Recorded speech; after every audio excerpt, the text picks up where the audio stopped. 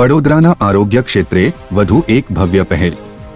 શહેરની અગ્રણી orthopaedic hospital વાયરોક super speciality લઈ આવી છે એક અનોખું અને જનસેવા માટે સમર્પિત આયોજન। ઓર્થો મહાકુંભ 2025। ઓર્થોપેડિક સારવારમાં નવીન ટેકનોલોજી, નિષ્ણાતોનું માર્ગદર્શન અને લોકો માટે વિશિષ્ટ ફાયદા સાથે આ મહાકુંભ બન્યો છે ટોક ઓફ ધ ટાઉન। વડોદરાના કારેલીબાગ સ્થિત સરદાર છાત્રાલય ખાતે યોજાયેલા 2 દિવસના ઓર્થો મહાકુંભ 2025માં લોકોનો ભારે ઉત્સાહ જોવા મળ્યો। વડીલોથી લઈ યુવાધન સુધી દરેક માટે ઓર્થોપેડિક માહિતી અને સારવાર અહીં ઉપલબ્ધ રહી। આ મહાકુંભના મુખ્ય આકર્ષણોમાં રહ્યા અલગ અલગ ઓર્થોપેડિક વિશિષ્ટ સ્ટોલ્સ, હિપ અને ઘૂંટણની સારવાર, ખભા અને હાથના સાંધાઓ, પીઠ અને મેરુદંડની સમસ્યાઓ, સ્પોર્ટ્સ ઇન્જરી અને યુવાધન માટે ખાસ માર્ગદર્શન, ઓસ્ટિયોપોરોસિસ તથા વડીલ દર્દીઓ માટે નિષ્ણાતોની સલાહ તેમજ લાઈવ ઓર્થોટિક સપોર્ટ અને રિહેબિલિટેશન ડેમો મુખ્ય આકર્ષણ રહ્યા।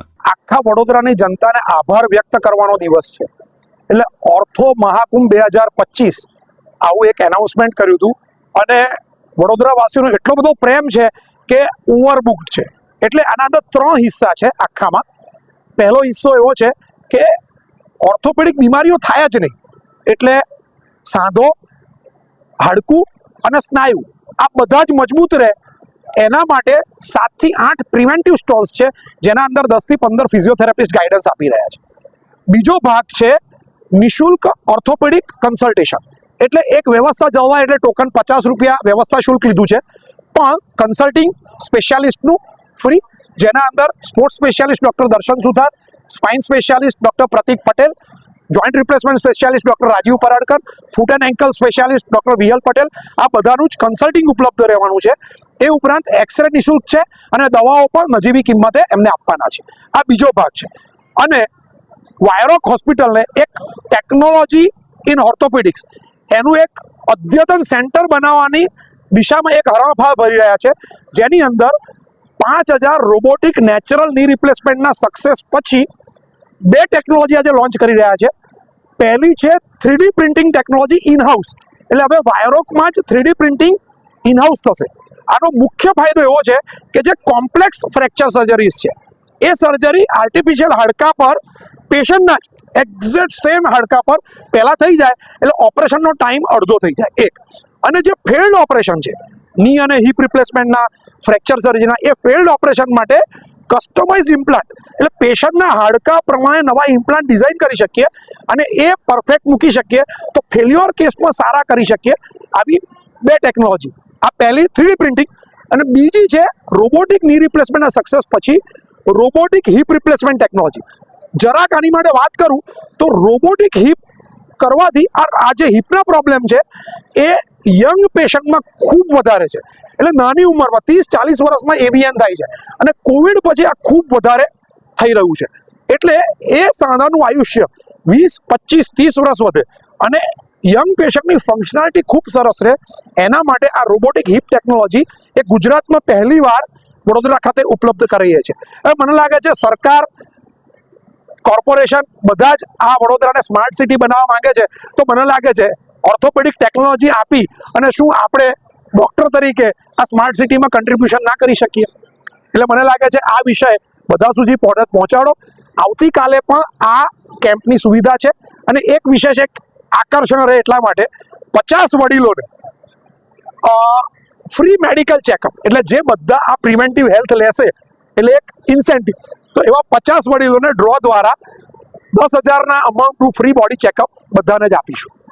એટલે મને લાગે વધુ લોકો સુધી આ વિષય પહોંચાડો તો વાયરોકની ટીમ અને સમાજ બદનાવ માટે આ આનંદનો વિષય છે। આ 3D ટેકનોલોજી તમને એક સરસ વિષય સમજાવું।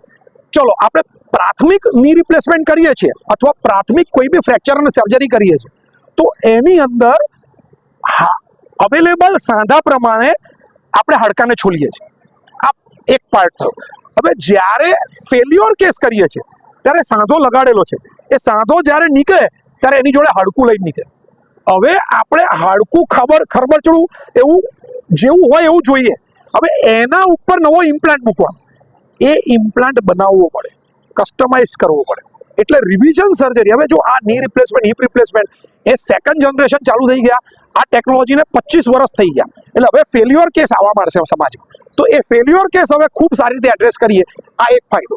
અને હું તમને કહું, હવે કમરનું હાડકું છે, આ ખભાનું હાડકું છે, એકદમ વિચિત્ર શેપ છે. એ શેપ પ્રમાણે એક્ઝેક્ટ ડિઝાઇન કરીને એને પરફેક્ટ ફિટ થાય એવું ઇમ્પ્લાન્ટ ડિઝાઇન કરવું હોય તો સીટી સ્કેન કરાવવાનું, એ હાડકાનું પ્રિન્ટ લઈ લેવાનું પ્લાસ્ટિકમાં, એના ઉપર જ ઓપરેશન કરી દેવાનું, સ્ક્રૂની લંબાઈ બધું જ નક્કી કરી દેવાનું, અને ઓપરેશન દરમિયાન ખાલી એક્ઝિક્યુટ કરવું.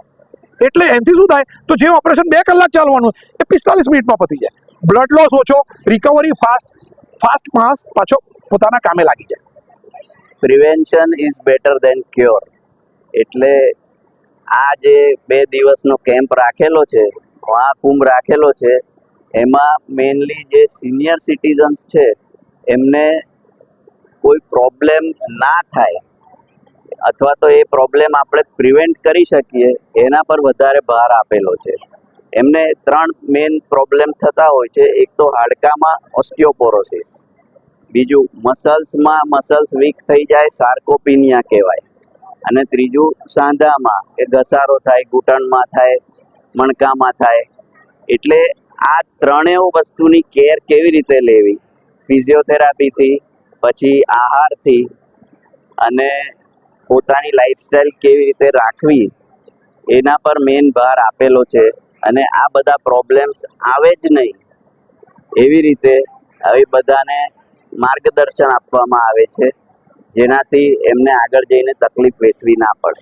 રોબોટિક હિપ રિપ્લેસમેન્ટ જે લોન્ચ કરી રહ્યા છે, આ ગુજરાતમાં ફર્સ્ટ છે. રોબોટિક ની રિપ્લેસમેન્ટ આપણે 2020માં લોન્ચ કરેલું અને 5000 સફળ સર્જરી થઈ ચૂકેલી છે. એટલે એના પછી આ નેક્સ્ટ સ્ટેપ છે. અને એ સિવાય આપણે 3D પ્રિન્ટિંગ કે જે રિવિઝન સર્જરીઝ અથવા તો ડિફિકલ્ટ સર્જરીઝ એ જે જોઈન્ટ્સની હોય અથવા ફ્રેક્ચરની હોય એના માટે બહુ ઉપયોગી છે, એ પણ આપણે આજે લોન્ચ કરી રહ્યા છે. આર્થ્રોસ્કોપી સ્પોર્ટ્સ ઇન્જરીને લગતી જે ઈજાઓની ટ્રીટમેન્ટ જે કરવામાં આવે છે, વાયરોક હોસ્પિટલમાં લેટેસ્ટ ટેકનોલોજી અવેલેબલ છે. નાના કટ વડે એ સર્જરી કરવામાં આવે છે, જેના કારણે રિકવરી અને રિહેબિલિટેશન ખૂબ ફાસ્ટ વધે છે. સ્પોર્ટ્સ સ્પેશિયાલિસ્ટ સર્જન વાયરોક હોસ્પિટલમાં અવેલેબલ છે અને એને લગતી ઈજાઓની પણ તમામ પ્રકારની સારવાર અવેલેબલ છે. સો આજે આપણે સ્પાઇનને લગતા ઘણા વિષયો જેવા કે ગરદન દુખવી, કમર દુખવી, સાયટિકા થવું, વધારે ઊભા ના રહેવાય, ચાલાયના.